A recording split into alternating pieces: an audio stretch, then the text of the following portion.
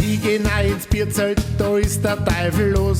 Ich möcht ein Masserl trinken, doch nirgendwo ein Platz. Dann sieh ich so ein Manschkerl mit Anzug und Krawatten. Sei Alte hat ein Jeans so und zirkt der blöde Pappen.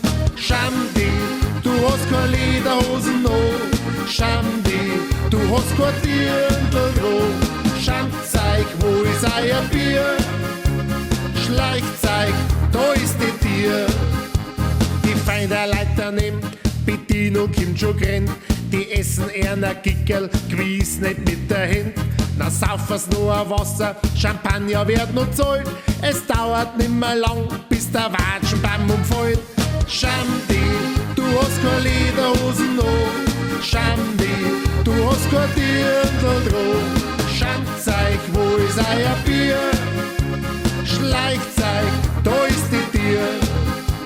Ich geh zu einer um mich und hock mich gleich dazu.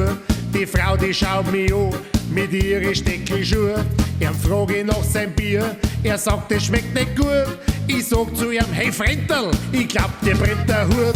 Schandi, du hast keine Lederhosen an. Schandi, du hast kein Dirndl dran. Schandzeig, wo ist euer Bier? Schleichzeig, da ist die Tier. Schandi, du hast keine Lederhosen an. Schandi, du hast kein Dirndl dran. Schandzeig, wo ist euer Bier? Schleichzeig, da ist die Tier. Schandi, du hast keine Lederhosen an. Schandi, du hast kein Dirndl dran. Schandzeig, wo ist euer Bier? Schleichzeig, da ist die Tier. Schandi, du hast keine Lederhosen an. Schandi, du hast kein Dirndl dran.